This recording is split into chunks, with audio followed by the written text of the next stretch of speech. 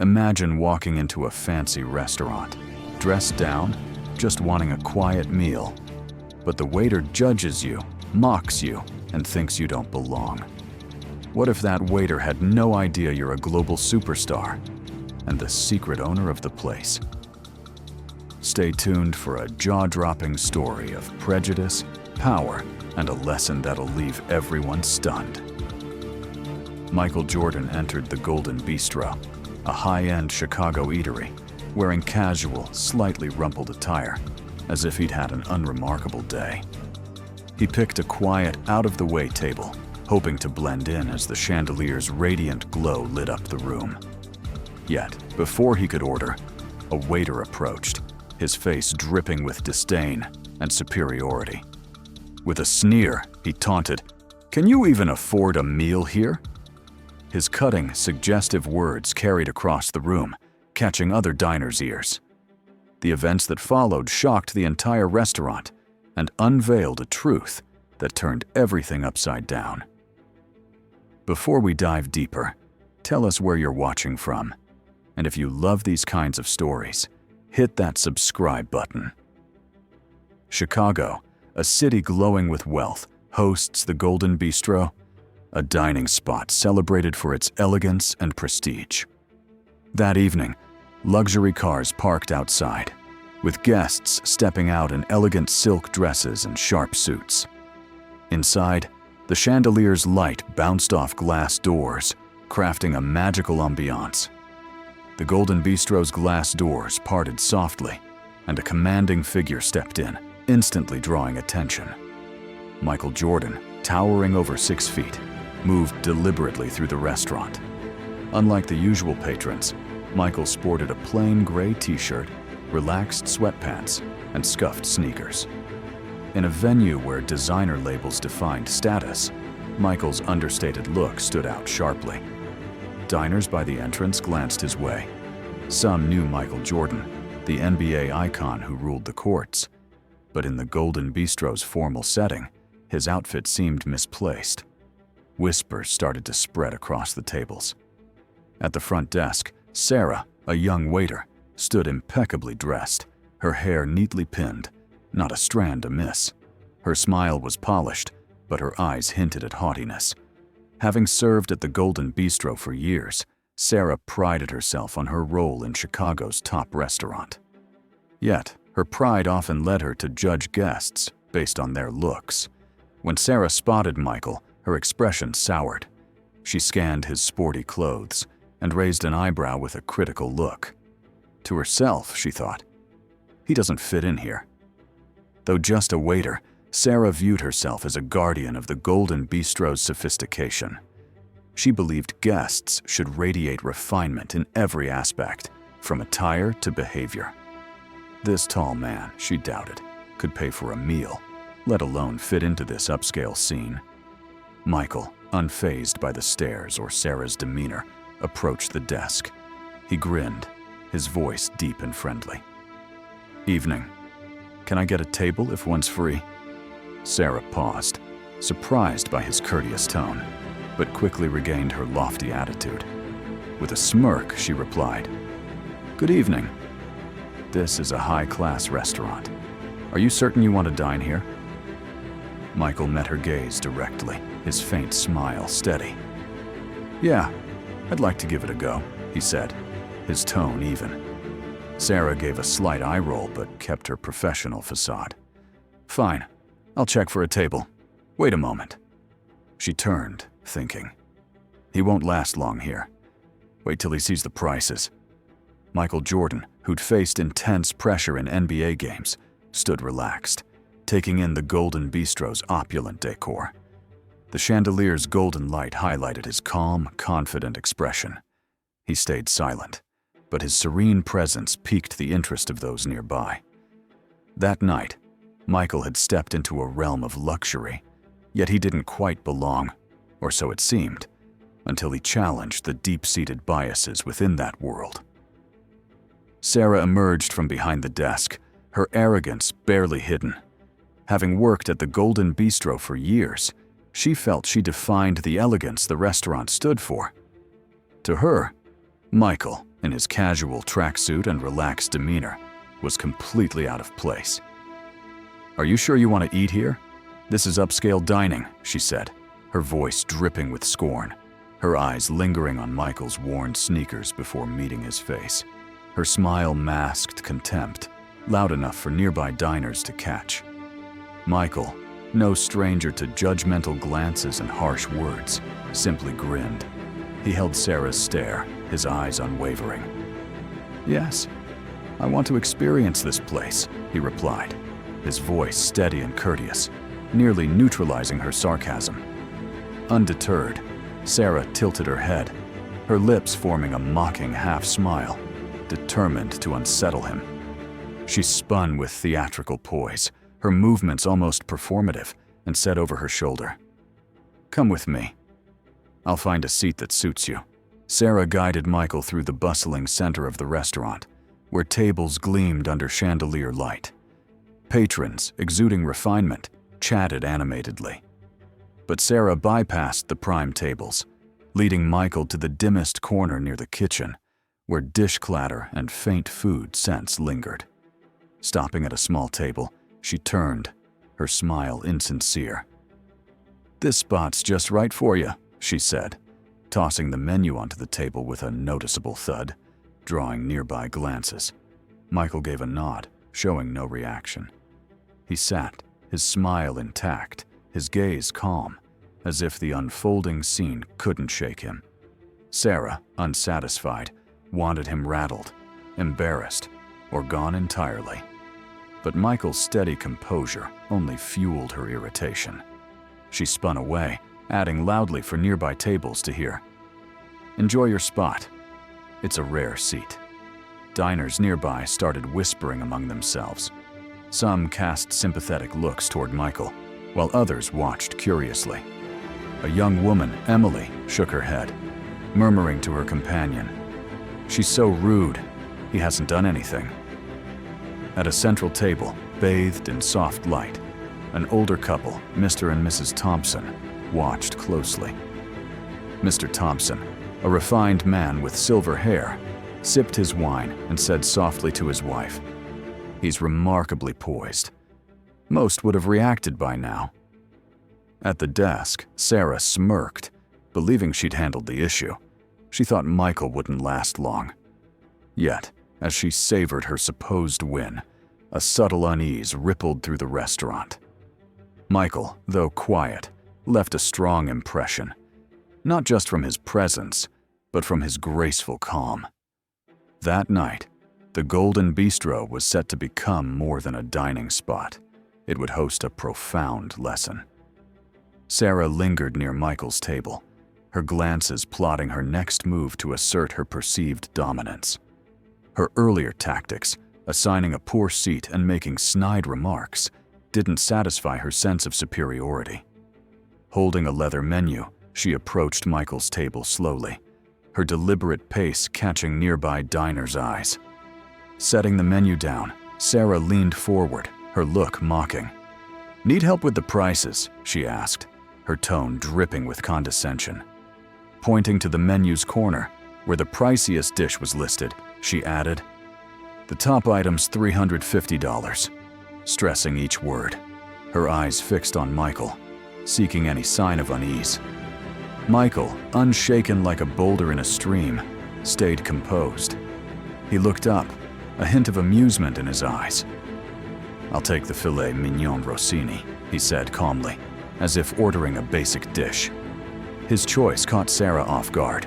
She hadn't expected him to pick the costliest item so casually.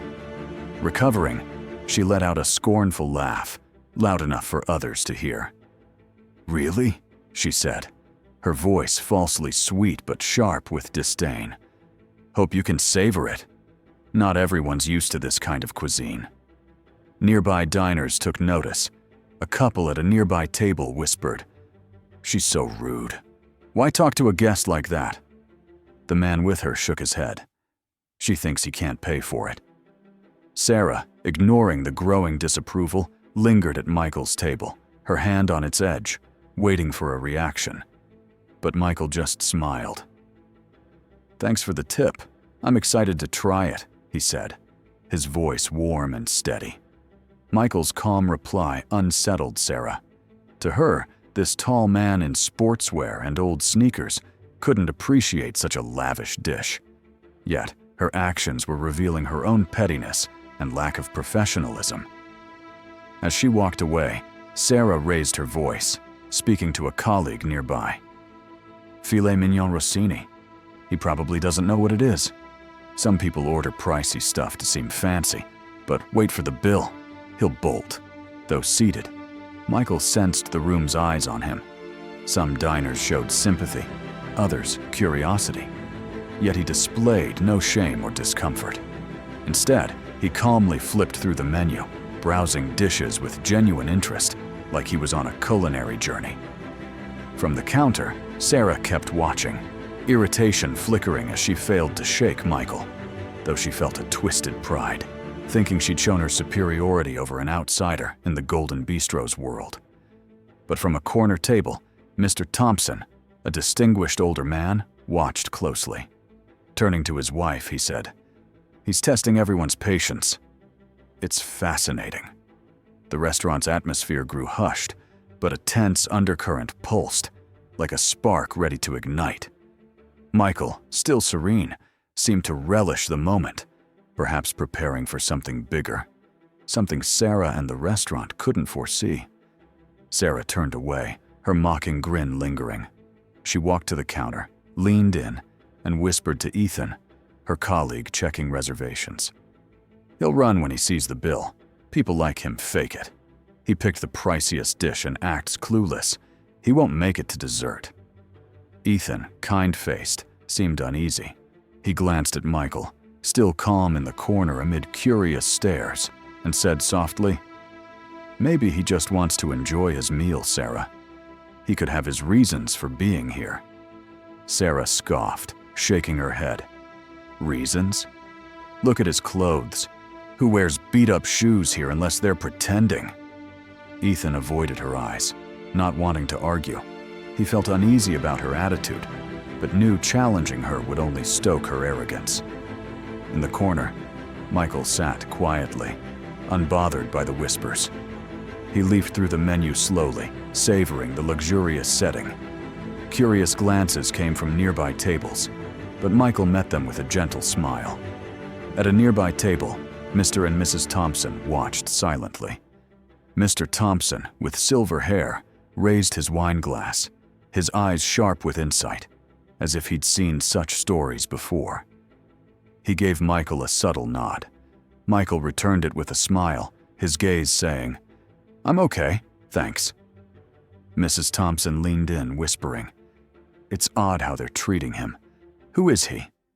Mr. Thompson lowered his glass, eyes on Michael. "He's special. That calm, it's rare." Across the room, Sarah kept talking to Ethan, her voice now loud enough for nearby diners to hear. "He didn't even book a table. People like him try to slip in, but he'll dash when the bill hits." Some diners shot Sarah disapproving looks. In another corner, Emily, a young businesswoman dining with a friend, frowned. She told her companion, "She's so rude. He's done nothing to earn that." Her friend, calm, nodded. "His presence alone bugs her." The restaurant's vibe began to shift, no longer the calm elegance the Golden Bistro was known for. Sarah's words, the diner's quiet observations, and Michael's unshakable calm created a growing tension. Yet Michael kept enjoying his moment, ignoring the whispers. He knew he was judged, but felt no need to prove himself. At the Thompsons' table, Mr. Thompson sighed, eyes on Michael. "The world's strange," he said, his voice warm but disappointed. "People forget worth isn't in looks." Mrs. Thompson nodded, both sensing the drama wasn't over. Sarah, fueled by the murmurs, took her pride further. To her, Michael didn't deserve the Golden Bistro's top service, not from her. Ignoring him, she grabbed her notebook and tended to other tables, acting as if Michael wasn't there. At a central table, where a rich couple sipped red wine, she flashed a bright smile, her voice sugary. She leaned in. "Another bottle of Margot 2015. It's perfect with your main course." The couple agreed, and Sarah jotted the order, adding playful banter to linger. Her eyes kept flicking to Michael's table, where he sat unfazed, ignoring her neglect. Sarah passed his table multiple times, pretending to be busy, tray in hand, focusing elsewhere. Her heels' sharp clacks on the wood signaled her indifference. Michael, who'd faced tough opponents on the court, stayed composed. His hands rested lightly on the table, his eyes roaming the room with quiet curiosity. A jazz band played softly in a corner, their tunes soothing the space. When their song ended, Michael clapped, his warm sound bringing smiles to the band. His applause drew diners' attention, sparking questions. How's he so calm when he's clearly being mistreated? At the counter, Sarah's smile for other guests vanished. Michael's poise irked her more than expected. She thought he was provoking her on purpose. "No complaints, no demands," she muttered, frustrated. To push him further, she lingered at a new table, giving an overly long menu rundown, knowing it delayed Michael's service. Mr. and Mrs. Thompson, watching it unfold, grew uneasy. Mrs. Thompson whispered, "She's making it hard for him." He's waited 20 minutes. Mr. Thompson sipped his wine, eyes on Sarah. "Yes, but he's not fazed. He's waiting for something else, not food." Michael sat, glancing at wall art or the chandelier. His calm not only fueled Sarah's frustration, but exposed her pettiness. As Sarah passed his table again, she turned away, saying loudly to a colleague, "Some folks don't get that. Not everyone fits here. It's funny watching them try." Her words, though not aimed at him, clearly targeted Michael. Diners whispered, some disapproving but hesitant to act. Emily, watching it all, grew angry. Setting her wine glass down, she told her friend, "She's horrible. Why keep her here?" Her friend nodded, thoughtful. "But look at him. He doesn't need defending. He knows what he's doing." The long wait became a tense show, with Michael's calm confidence stealing the spotlight. His poise revealed Sarah's unprofessionalism, which she hadn't yet grasped. The Golden Bistro's atmosphere grew taut, not from noise, but from the silence around Michael. He sat by the kitchen, calm, while Sarah openly ignored him. Her rude behavior was no secret, catching many diners' eyes. At the central table, Mr. Thompson leaned forward, his voice low but sharp. "She's outrageously rude," he said, watching Sarah laugh with other guests. Mrs. Thompson, who'd seen it all, nodded, her face displeased. "I've never seen staff act this way. She's trying to shame him. We should tell the manager." Mr. Thompson set his glass down, resolute. "Agreed. She doesn't belong here, but let's see how this plays out." In another corner, Emily, a sharp young entrepreneur, couldn't stay quiet. She shook her head, glaring at Sarah. "She's awful," she told her companion, who was focused on the scene. "A place like this shouldn't allow that behavior." Her companion frowned thoughtfully. "He's quiet, so they think he's easy to ignore. But I bet he's waiting for his moment." Emily tilted her head, curious, watching Michael's serene posture. "He's so confident, but the manager needs to step in.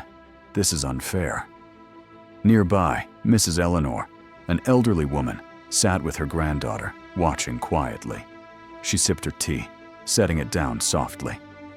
"This is shameful," she said, her voice gentle but firm. "Staff serve, not judge. She needs a lesson." Her granddaughter leaned in. "Will he do anything? He's just sitting there." "His silence speaks," Mrs. Eleanor said calmly. "Those who know their value don't need to prove it. She'll undo herself soon." Sarah, blind to the growing unrest, kept to her agenda. She lingered at central tables, chatting long to avoid Michael, believing it hid her actions. Passing his table again, she avoided his gaze, but said loudly to a colleague, "We need higher standards. Not everyone gets the class needed here, and some clearly don't belong." Michael, eyes steady, glanced at Sarah briefly, saying nothing. He didn't need to counter someone digging their own grave. He smiled faintly, observing the room as diners murmured. At the Thompsons' table, Mr. Thompson spoke softly but firmly. "We must talk to the manager now. This isn't just wrong, it's ruining the vibe." Mrs. Thompson nodded, her eyes empathetic. "I hope he stays until this is fixed. He deserves respect." The Golden Bistro's calm elegance vanished, replaced by a tense thread ready to snap, awaiting a spark for confrontation. Sarah, smug, didn't see that the diners she thought ignored the injustice were rallying behind Michael, ready to speak out. The restaurant's tension was palpable, like a string stretched to its limit. After ignoring Michael for rounds of serving others, Sarah finally approached his corner table, holding a tray with his $350 filet mignon Rossini. She walked slowly, her heels clicking loudly, drawing every eye. Her arrogant stride suggested grudging service. Pausing, she set the plate down harder than needed, the clink echoing. Her smile was icy, challenging. "Here's your order. Hope you can handle it," she said. Michael, ever courteous, kept his composure. He glanced at the elegant dish, then at Sarah. "Looks great." "Thanks," he said warmly, ignoring her taunt. Unwilling to let it go, Sarah leaned in, her tone half friendly, half hostile. "This is for refined tastes. First time, I bet," she said, her voice low but audible. Michael met her eyes. No anger in his gaze, just a faint smile. "Thanks for the heads up," he replied. His calm unnerved Sarah and embarrassed her before onlookers, exposing her pettiness instead of shaming Michael. Emily, nearby, couldn't stay silent. She leaned to her friend, indignant. He thanked her politely, and she's still sarcastic. Unreal. Her friend nodded, eyes on Michael's table. She wants to rile him, but she's picked the wrong guy. At the Thompsons' table, the couple watched gravely. Mr. Thompson held his wine glass, not drinking, tracking Sarah. "She doesn't know who she's messing with," he said firmly. "He doesn't need to act. She'll humiliate herself." Sarah, blind to the diner's judgment, stood tall, scanning Michael for unease, but finding none. Feeling a hint of defeat, she masked it with another jab. "If it's too much, we've got simpler dishes. Just say so." Michael smiled steadily, nodding. "Thanks. I'll keep that in mind." His calm infuriated her. Sarah gripped her notebook tightly, spun away, and didn't look back. At the counter, she slammed the tray down, startling Ethan. "He's faking that politeness," she hissed, frustrated. "He doesn't know what he ordered. He's just here for show." Ethan frowned, disapproving. "Maybe he wants a quiet meal. Isn't our job to serve everyone?"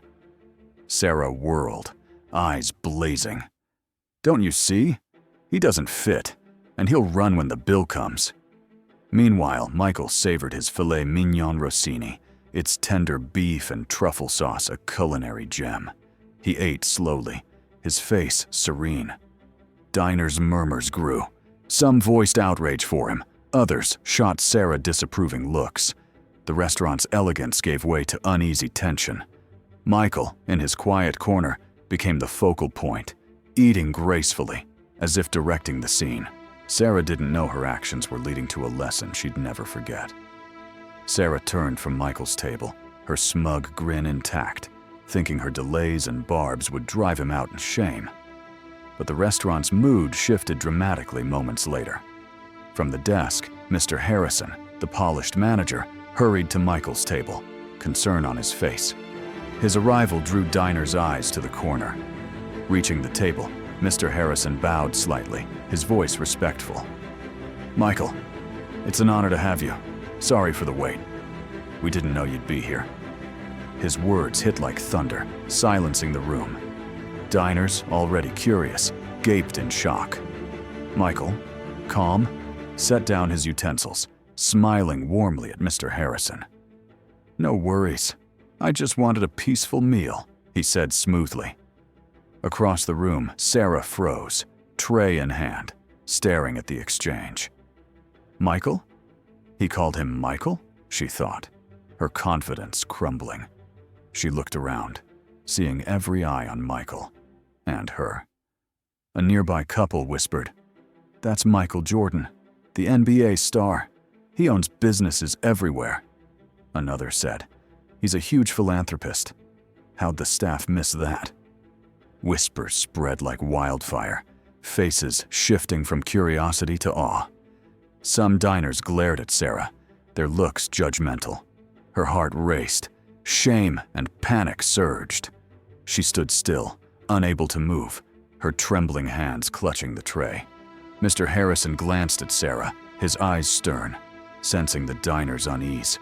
Michael, seated, sipped his water, his gaze piercing but not angry, making Sarah wish she could vanish. She knew her behavior was exposed. The room's tension thickened. The Thompsons exchanged a stunned, satisfied look. Mr. Thompson set down his glass, murmuring, "I knew it. His presence alone says it all." Emily shook her head, disappointed, eyeing Sarah. "She's done herself in. A waiter who disrespects guests doesn't belong here." Michael spoke softly to Mr. Harrison. "No need to stress. It's okay, but I'd like a quick talk with the team after dinner." Mr. Harrison nodded, his face resolute. "Of course, Michael. I'll set it up." Sarah felt the floor give way. Michael's gentle words carried weight, every stare condemning her. Her plan to humble a guest had backfired, teaching her a career-defining lesson, and she feared losing her place at the Golden Bistro. Sarah stood rooted, air seeming to vanish from the room. The diner's murmurs, their stares, and Michael's silence overwhelmed her. She felt confusion and fear, trapped by her own actions. Michael set his glass down, eyes locked on Sarah, stern but not angry, exposing her. He leaned forward, his voice deep and authoritative. "Miss Sarah, how should customers be treated?" Sarah tried to speak, but words faltered. She stammered, I didn't know it was you." Michael shook his head, brows furrowed, his voice clear, slicing the tension. "You don't need my name to respect me. Everyone who enters here deserves dignity." His words rang out, enlightening Sarah and the room. Diners nodded, murmuring, his message universal. Sarah's legs shook, words caught in her throat. She whispered faintly, "But you're different from other customers." Michael leaned back, his gaze firm but not harsh. "That's why you must treat everyone equally. Respect isn't for how someone looks, speaks, or dresses. It's what every person deserves." Sarah bowed her head, gripping the tray, her knuckles white. She couldn't justify herself. Her earlier actions haunted her. Mr. Thompson nodded subtly, whispering to his wife. "He doesn't shout or flex power. His words alone taught her." Emily raised her glass, not drinking, her disappointment clear. "She'll carry this lesson forever. I hope she changes." Mr. Harrison stepped forward, his voice firm but kind. "Sarah, we'll talk after your shift, but first, I'll handle this." Sarah nodded faintly, avoiding eyes, her face flushed with shame. She stepped back, hiding her embarrassment. Michael watched her briefly, then softened his tone to Mr. Harrison. "No need to escalate. Everyone can learn from mistakes if they choose to grow." His words reached beyond Sarah, resonating with the room. Diners reflected, nodding at his truth. Michael resumed eating, calm, as if nothing happened. But all knew his calm was a powerful lesson. From afar, Sarah felt every eye, her actions a turning point in how she viewed her role and people. Michael gently set down his utensils, wiped his mouth, and stood slowly. The room froze, every gaze, from diners to staff, fixed on him. Silence held, broken only by distant murmurs and glass clinks. Michael scanned the room, his face calm, eyes radiating confidence and gravity.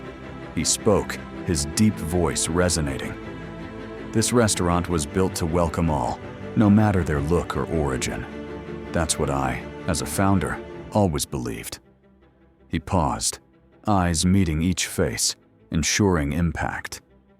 Sadly, we failed that belief today. His words hit hard, sparking accountability. Tension grew. Some diners looked away, guilty for their silence. Others nodded, embarrassed. Mr. Thompson set down his glass, shaking his head. It's a shame. He's right. We stayed quiet. Emily leaned forward, eyes admiring.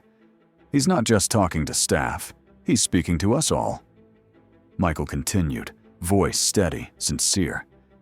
Our world's full of prejudice. We judge by clothes, speech, or assumptions.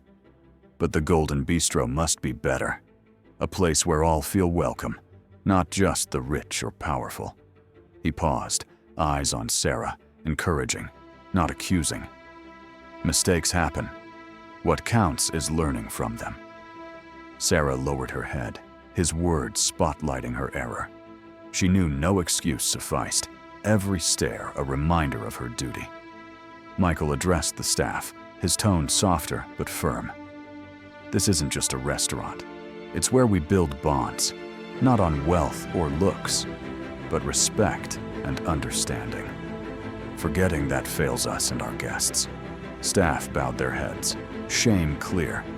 Ethan nodded, respecting Michael anew. Michael turned to the diners, voice stronger. This isn't just about staff, it's all of us. We must make a better space. If you see unfair treatment, speak up. Silence can be complicity. His words touched every heart. Some diners looked down, ashamed of their silence. Others admired Michael.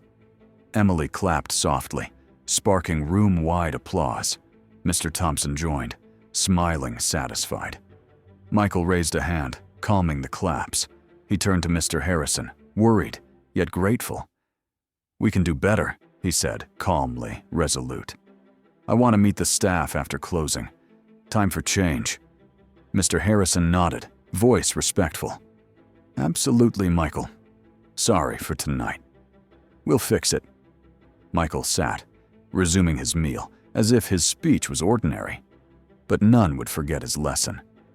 In the corner, Sarah felt shame's weight, yet a resolve to change grew, for herself, not just her job. As diners left, the Golden Bistro grew quiet. Staff circled Michael, who stood central, his presence commanding. Chandelier light highlighted his serious, sincere gaze.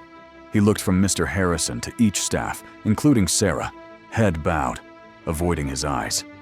His voice, deep and steady, carried weight.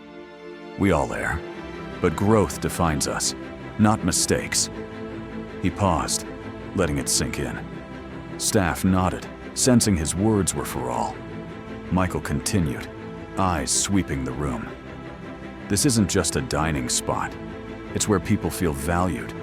We must make every guest feel welcome, no matter their clothes, speech, or wallet. Sarah felt his words hit her heart. Her eyes glistened, lips trembling, holding back tears. She knew she couldn't escape this. Michael's gaze settled on her, stern yet trusting. Sarah, he said softly, firm. Today was hard for all. What should we do to prevent this? Sarah looked up, eyes teary, feeling every stare. Her voice shook. I'm sorry, Michael. I was blind to my biases and failed my role. I regret it. She breathed deeply, tears falling. I see now respect isn't about looks. I'll change, I swear. Michael nodded, his eyes gentle, encouraging. That change is for you, Sarah, not me. It's a journey, and I believe you can do it. His words reached everyone, staff nodding, reflecting on their own views. Michael stepped closer, voice lower, resolute. This place isn't about fancy dishes. It's about people, how we treat each other. Without respect and compassion, nothing matters. Silence fell, only soft breaths audible. Mr. Harrison spoke, grateful. "Michael, thank you. We'll learn and change to make the Golden Bistro truly welcoming." Michael nodded, relieved, looking around once more. "Start fresh, stronger, better. I know you can." Sarah wiped her tears. A burden lifted, a new chance given. Michael's gaze held no grudge, only hope, fueling her resolve. That night, leaving the restaurant, Sarah and the team knew this wasn't just a work lesson, but a deeper call to be better humans. The Golden Bistro's glass door closed behind Michael, leaving elegance behind. Chicago's streetlights lit his tall frame, each step graceful. Night's quiet enveloped him, broken by rustling trees and distant cars. Michael walked slowly, eyes ahead, mind on the night's events. He thought of Sarah, the staff, diners, and himself. It was a lesson for all. He smiled faintly, a thought clear. The world needs kindness. Strength lies in acceptance, defined by daily choices. He knew this wasn't just about service, but seeing people's true value beyond biases. Sarah's remorse and resolve meant more than punishment. Basketball memories flooded back, criticism, snap judgments on his style. Patience and calm lifted him then, and tonight, in a restaurant, he saw it again. Rounding a corner, a neon sign's glow lit his confident face. His actions weren't about power, but sowing change, not just in the Golden Bistro, but beyond. He paused, glancing back at the dim bistro. He hoped the night's lesson would endure for Sarah, staff, and diners. Kindness, he thought, is small, daily choices. Treating someone well changes them and you. Michael walked on, Chicago's lights fading. The road stretched, like his message, a path to a world where respect and compassion are standard. The Golden Bistro became a beacon of hope, change, and kindness as power.